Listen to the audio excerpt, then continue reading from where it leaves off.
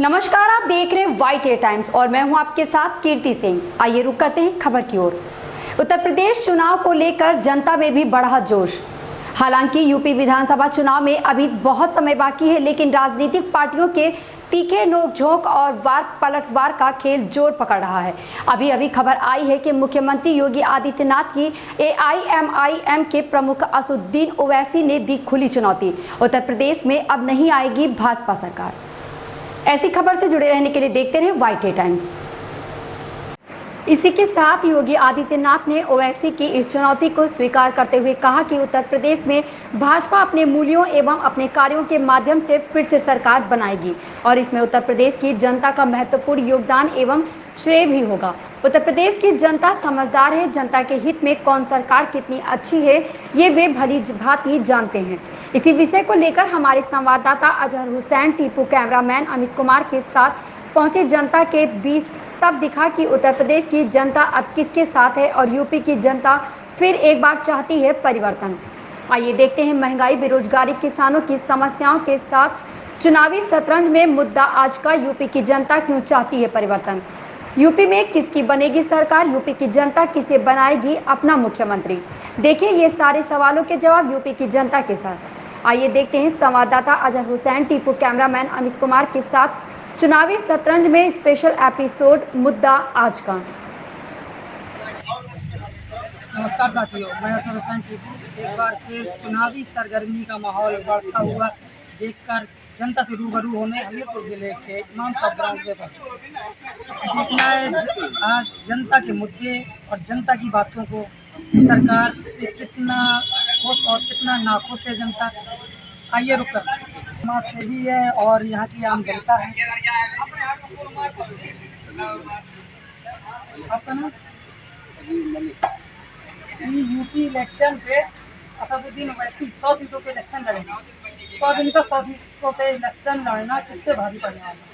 ये कहीं कोई भारी पड़ने वाला नहीं है। मैं आपको एक बात और बता दूँ, ये जो यूपी में आया मैं इसके बराबर तेलंगाना में जाऊँगा। पहले मैं ये कहना चाह रहा हूँ कि जो मजलिस है, तो मजलिस जो है आज की पार्टी तो है नहीं बहुत पुरानी पार्टी। 44 साल भी सांसद हुआ करते थे। बिल्कुल। तो मैं ये कह रहा हूँ कि जब ये हैदराबाद में सिर्फ एक जिला जनपद जो हैदराबाद है उसके अंदर 60 किला उसी के अंदर सीमित है। ये तेलंगाना में तो फैल नहीं पाए। और मैं आपको एक बहुत पॉइंटेड बात, बहुत खास बात बताना चाहता हूँ कि जो वहाँ का मुख्यमंत्री है TRS चंद्रशेखर राव, उनके साथ इनका गठबंधन हुआ। इससे पहले जब उन्होंने तेलंगाना राज्य की मांग की थी, प्लस तेलंगाना राज्य आंध्र प्रदेश अलग राज्य जब बना तो पहला चुनाव हुआ तो ये चंद्रशेखर राव प्रचंड बहुमत पूरे तेलंगाना में सीट किया। ठीक, कोई बात नहीं।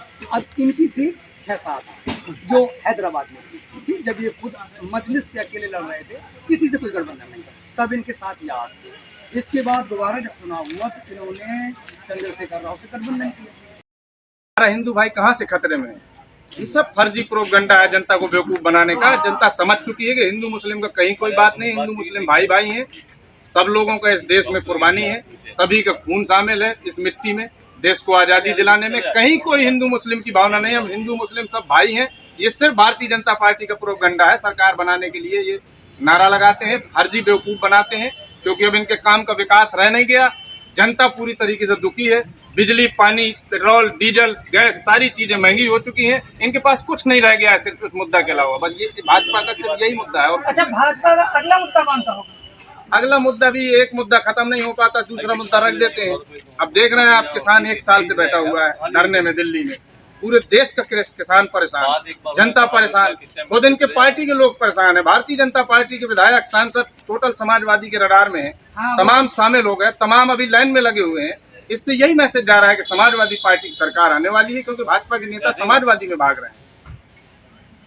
खान साहब की बात, तो आजम खान साहब, मैं उन लोगों को ये मैसेज देना चाहता हूँ मीडिया के माध्यम से कि आजम खान साहब के लिए अगर आवाज किसी ने उठाई है तो राष्ट्रीय अध्यक्ष समाजवादी पार्टी श्री अखिलेश यादव जी ने, समाजवादी के कार्यकर्ताओं ने विधान परिषद में भी धरना हुआ था। और अभी जब आजम खान साहब कोविड से पीड़ित थे, उनको मेदांता हॉस्पिटल में भर्ती कराया गया।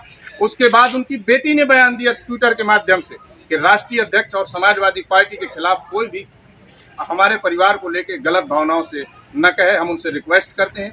उनकी पत्नी ने मंच के माध्यम से बयान दिया कि समाजवादी पार्टी के साथ हम मरते दम तक को साथ रहेंगे। जब उनका परिवार साथ में है, उनके लोग साथ में है, तो मैं उन लोगों से कहना चाहता हूं जो आजम खान साहब का मुद्दा लेके यहाँ पे बीच में आते हैं, फर्जी अफवाह उड़ाते हैं। अगर आजम साहब का परिवार पूरा समाजवादी पार्टी के साथ खड़ा है, आजम खान साहब साथ में खड़े हुए हैं, अगर आजम खान साहब का परिवार समाजवादी के खिलाफ देगा कि अगर हम खिलाफ जा रहे हैं तो सबसे पहले सादाब हुसैन बिट्टू समाजवादी पार्टी से इस्तीफा देगा। जब उनका परिवार खुश है, वो खुश हैं, तो ये विपक्षी क्यों मरे जा रहे हैं? विपक्षी से क्या लेना देना? ये कितने बड़े हितैषी हैं। आजम खान साहब न भी होते, अगर बाहर होते, अब कोई मुद्दा ना होता, तब भी ये समाजवादी के ऊपर गलत इल्जाम लगाते। बस ये सीधा सा साफ आपके सामने तस्वीर रख दी है। बहुत बिल्कुल सही। यहाँ पे नगर पे जमीनी स्तर पे आकर देखा, जनता सत्ता पार्टी से कितना खुश और कितनी नाखुश है वो तो आप सबके सामने है। और यहाँ का चुनावी माहौल किस तरफ जाएगा ये भी खुलकर सामने आ रहा है।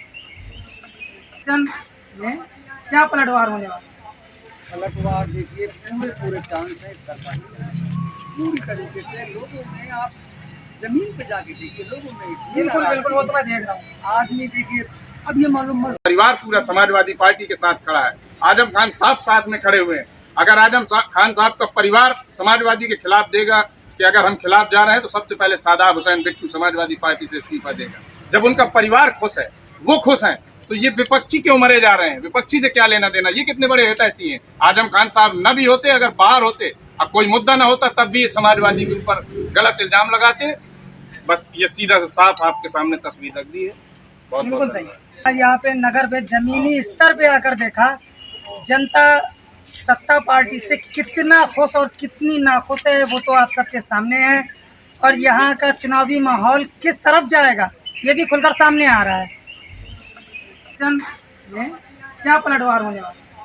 पलटवार देखिए पूरे चांस है सरकार पूरी तरीके से लोगों में। आप जमीन पे जाके देखिए, लोगों में बिल्कुल बिल्कुल, वो तो मैं देख रहा हूँ। आदमी देखिए, अब ये मालूम मजदूर को मजदूरी काम करने को नहीं मिल रहा। जब कहीं काम नहीं होगा तो पैसा कहाँ?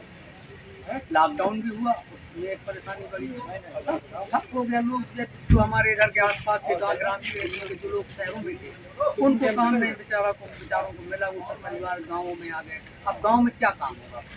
बेरोजगारी चरम सीमा पे, नौकरियां निकल नहीं रही है। मतलब आप किसी भी जगह देख लीजिए, बुरा हाल है, बुरा हाल। योगी जी तो कह रहे हैं ना 3 माह का राशन फ्री। हाँ कह रहे हैं, तो 3 माह के राशन से क्या होगा? चलो 3 महीने दे देंगे, इसके बाद क्या होगा? और राशन भर से काम नहीं चलता भैया, कपड़े के लिए पैसे चाहिए हैं, और क्या कहे भी पैसा नहीं लगता। पेट भर लिया काम चल जाए।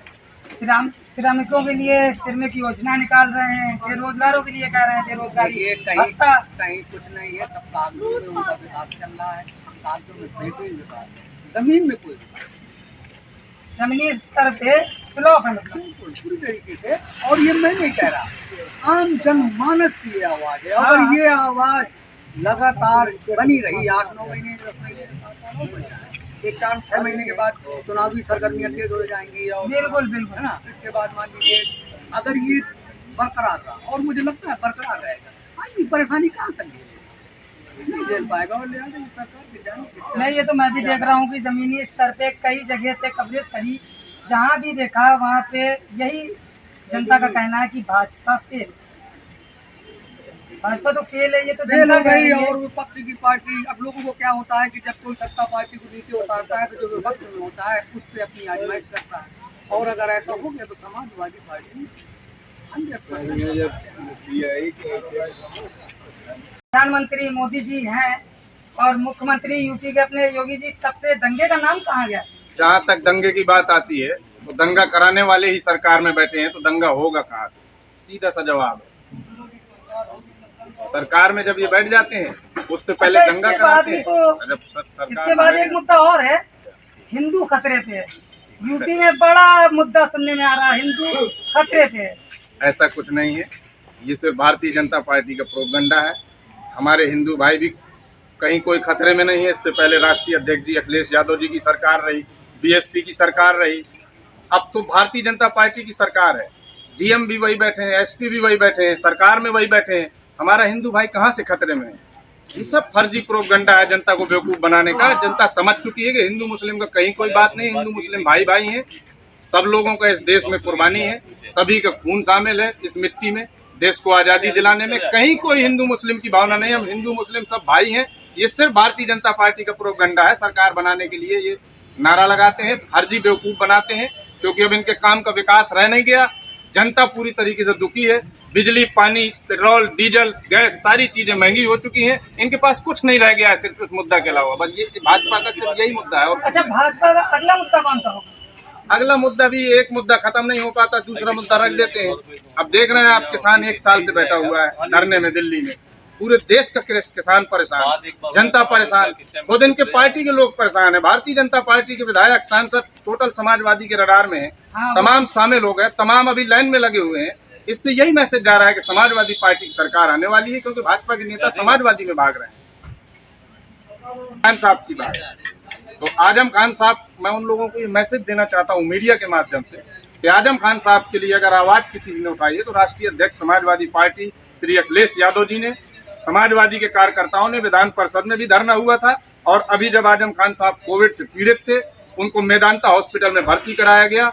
उसके बाद उनकी बेटी ने बयान दिया ट्विटर के माध्यम से कि राष्ट्रीय अध्यक्ष और समाजवादी पार्टी के खिलाफ कोई भी हमारे परिवार को लेकर गलत भावनाओं से न कहे, हम उनसे रिक्वेस्ट करते हैं। उनकी पत्नी ने मंच के माध्यम से बयान दिया कि समाजवादी पार्टी के साथ हम मरते दम तक को साथ रहेंगे। जब उनका परिवार साथ में है, उनके लोग साथ में है, तो मैं उन लोगों से कहना चाहता हूं जो आजम खान साहब का मुद्दा लेके यहाँ पे बीच में आते हैं, फर्जी अफवाह उड़ाते हैं।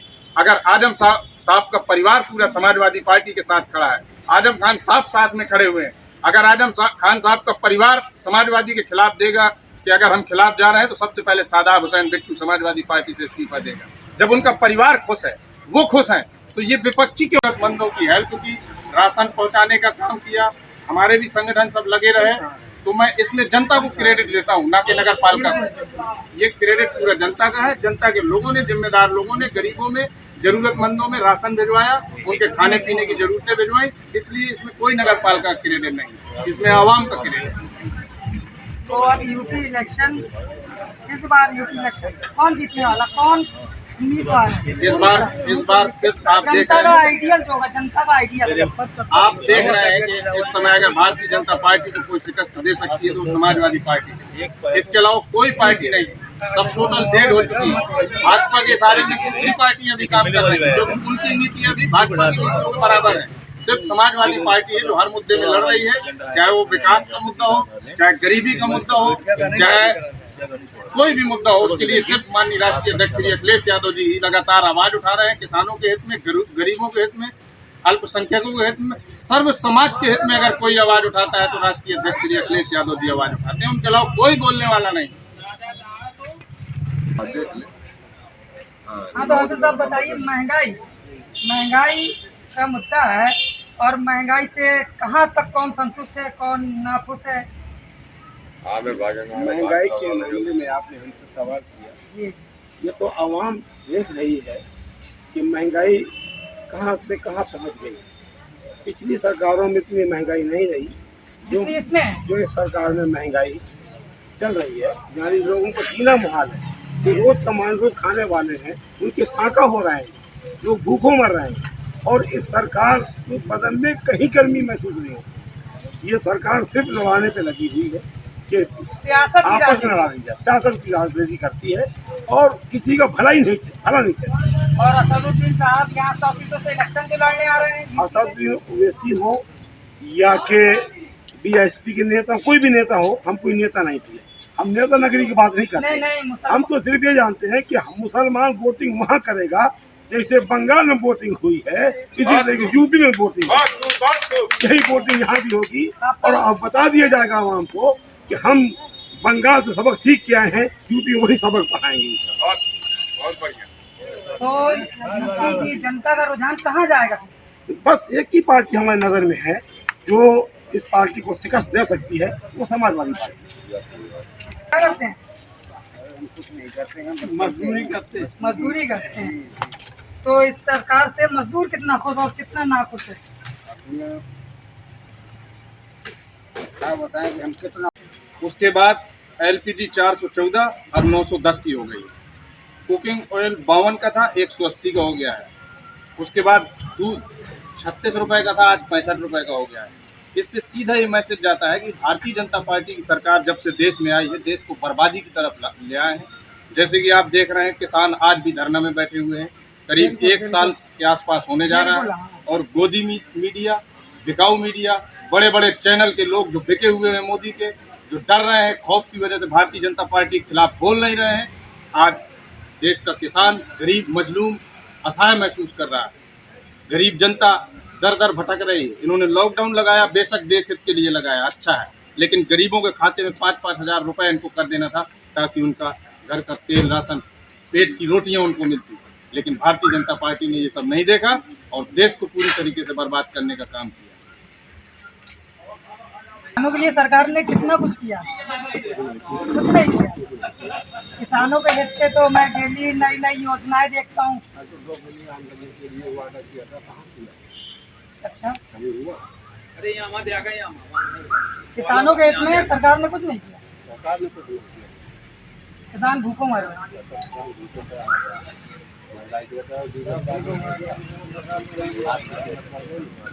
आ रहा हूँ आपके पास तक, आ रहा हूँ। किसान के लिए कुछ नहीं किया था। आज सिर्फ झूठी बातें की।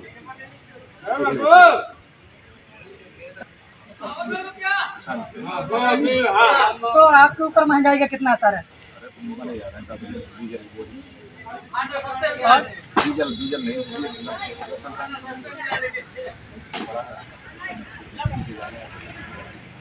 अर्थव्यवस्था पीछे जा रही है।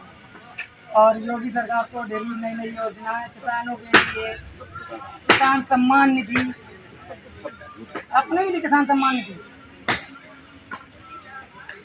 कोई योजना का लाभ इसमें योगी सरकार की सारी योजनाएं हुई फेल। मेरे साथ मौजूद हैं, किसान हैं ये, और इन्होंने अभी बताया कि इन्हें कोई भी सरकारी योजनाओं का लाभ नहीं मिला। इससे पहले भाजपा से पहले कांग्रेस की सरकार थी, तो कांग्रेस की जनता कहाँ तक थी? देखिए, कांग्रेस की अगर बात जी, तो देश को पूरी तरीके से कांग्रेस ने बर्बाद किया है। खास तौर से मुसलमानों को बर्बाद करने में कांग्रेस का अहम रोल रहा है। इसमें जो इस सरकार में महंगाई चल रही है, यानी लोगों को जीना मुहाल है। जो रोज कमान रोज खाने वाले हैं, उनके फाका हो रहे हैं, लोग भूखों मर रहे हैं। और इस सरकार को बदन में कहीं गर्मी महसूस नहीं होती। ये सरकार सिर्फ लड़ाने पे लगी हुई है कि सियासत आपस में लड़ा दी जाए, सियासत की राजनीति करती है और किसी का भला नहीं चाहिए। और असदुद्दीन साहब यहाँ 100 फीसद से इलेक्शन के लड़ने आ रहे हैं। असदुद्दीन ओवैसी हो या के बीएसपी के नेता, कोई भी नेता हो, हम कोई नेता नहीं थे। हम नेता नगरी की बात नहीं करते। हम तो सिर्फ ये जानते हैं कि हम मुसलमान वोटिंग वहाँ करेगा जैसे बंगाल में वोटिंग हुई है, इसी तरीके यूपी में वोटिंग, यही वोटिंग यहाँ भी होगी। और अब बता दिया जाएगा आवाम को कि हम बंगाल से सबक सीख के आए हैं, यूपी में वही सबक पढ़ाएंगे। बहुत बढ़िया। तो जनता का रुझान कहाँ जाएगा? बस एक ही पार्टी हमारी नजर में है जो इस पार्टी को शिकस्त दे सकती है, वो समाजवादी पार्टी। क्या करते हैं? कुछ नहीं करते हैं, मजदूरी करते हैं। तो इस सरकार से मजदूर कितना खुश और कितना नाखुश है? क्या बताएं कि हम कितना खुश हैं। नहीं बताइए आप कितना खुश हैं, मैं सुनने के लिए तैयार हूँ। आप बताइए तो। पेंशन दी जाती थी, वो भी बंद हो गई। अच्छा, मजदूरी थी, वो भी बंद हो गई। बिल्कुल बिल्कुल, बड़ी खुशी है।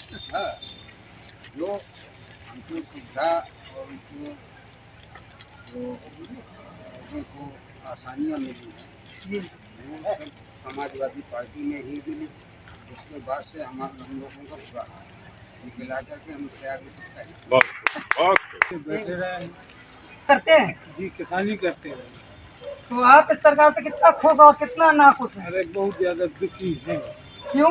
क्योंकि हमारा किसानों का गेहूं खरीदा नहीं गया।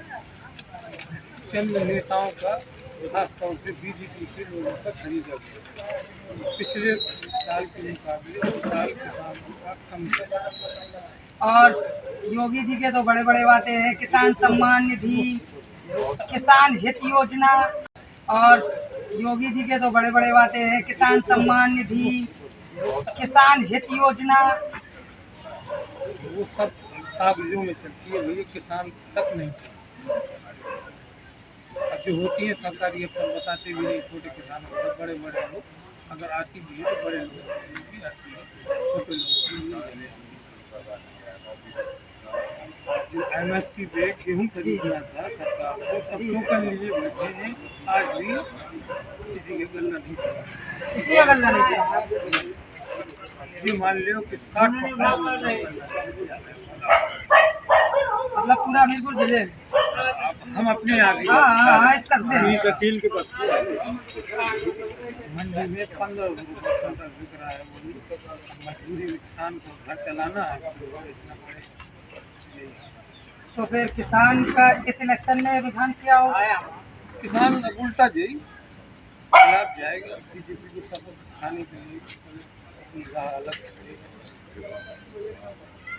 एक साल से जीते हैं किसान को लेके काफी चीजें और काफी घोटाले, काफी मामले सामने आए इस सरकार में। अब जनता कहाँ तक सहमत है आजम खान? देखिए सीधी सी बात है, जनता समझदार है।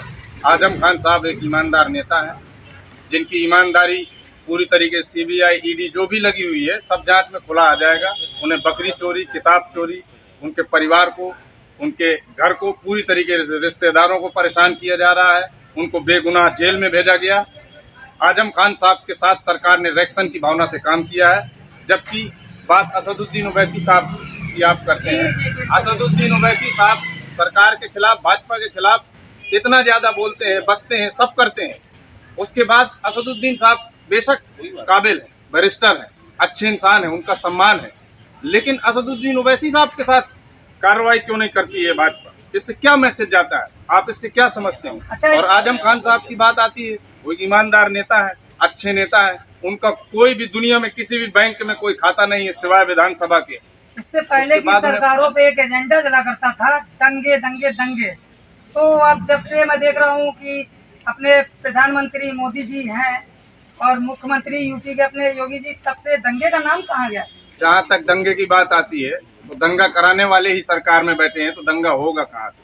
सीधा सा जवाब है, सरकार में जब ये बैठ जाते हैं उससे पहले अच्छा, दंगा इसके बाद कराते भी हैं। तो लड़ा दो, 100 लड़ा दो, इससे कोई फर्क नहीं पड़ता। जैसा कि कुछ लोग पहले भ्रम पे आए कि ओवैसी साहब नो डाउट काबिल इंसान है, अच्छा इंसान है, और मेरा कोई विरोधी नहीं है, लेकिन जो लोगों को लगता है ना दूर का ढोल सुहाने, ये एकदम से आया, उन्होंने कोई ये वो करता रहा। अच्छा, मुसलमान जनता का रुझान कितना रहेगा वैसे? मेरे ख्याल से तो कुछ नहीं रहेगा और ना रहना चाहिए। लोग कुछ जुआ लड़ते, जो जुआ लड़के दिन क्या भी उतना भी नहीं समझ पाते कि राजनीति क्या, उनको वैसी साहब ऐसा करे, डरे वो ऐसी साहब ऐसा करे, वो लोगों ने कहा। लेकिन जैसे आप इन्होंने चुनाव लड़ाया आपका बम्बई यानी महाराष्ट्र में लड़ाया, लोग नहीं समझ पाए, लोग इसको वोट दे गए। लिहाजा वहाँ पर जो है शिवसेना और भाजपा की सरकार बनी। वो तो आपसी में लड़ गए तो वो बिखराव आ गया, तो वो शिवसेना आ गई है NCP और कांग्रेस के साथ, तो सरकार बनी हुई है, वहाँ धोखा हुआ। इसके बाद लोग नहीं समझ पाए, फिर इसने बिहार में चुनाव लड़ाया, बिहार में भी धोखा कर गया। लेकिन जब पश्चिम बंगाल में चुनाव आया तो वहाँ की आवाम ने सोचा कि 2 प्रांतों में भाजपा को बैठा के आया है, लिहाजा हम गलती नहीं करेंगे। लिहाजा देख लो वहाँ जमानत नहीं बचा पाया, और वहाँ के जो एक सजादा नस्ल के कोई अलग पार्टी बनाए हुए थे, उनसे गठबंधन किया। उन्होंने जब एनालिसिस किया और मंथन किया तो उन्होंने कहा कि तुमसे गठबंधन से हमें क्या मिलेगा, हम तो खुद मुस्लिम हैं, आप भी मुस्लिम हो। उन्होंने इससे गठबंधन तोड़ दिया। इसके बाद चुनाव लड़ाया, वही राज 0 रहा, ममता बनर्जी प्रचंड बहुमत से सरकार बना ली। तो मैं कह रहा हूँ ये यूपी में एक धमक बनाने के लिए कि मैं ऐसा कर रहा हूँ, मैं वैसा कर रहा हूँ, ताकि अखिलेश या BSP कोई इसको ऑफर करें गठबंधन कर लो। इससे कोई गठबंधन नहीं करेगा, और इससे गठबंधन करने से नुकसान बहुत, नुकसान ऐसे कि जैसे कि ये कोई किसी का परंपरागत समाजवादी पार्टी का है या BSP का है, वो ये जान रहे हैं कि ये आ जाएगा, इसको शो करावा करना है, उल्टी बात करना है, तो हमारा परंपरागत को ढक जाएगा। इसलिए इससे सब हाथ जोड़ रहे हैं, नहीं पता कौन सा इसके पास जाना चाह रहा है। अच्छा, आप इतने अच्छे हो कि मतलब यूपी में कोई नेता नहीं है मुस्लिम? आप वहाँ है सात समंदर पार से आ गए, उनमें कोई ये कहीं कुछ फर्क नहीं पड़ेगा। और आप देख लीजिएगा जनता बहुत तैयार है और जनता अपना वोट खराब नहीं करेगी और हर आदमी चाहता है कि मेरा वोट योगी सरकार से यूपी की जनता कितनी संतुष्ट है? ये यूपी सरकार है, सरकार की हकीकत ये है कि आप जब जनमानस में गांव-गांव के आदमी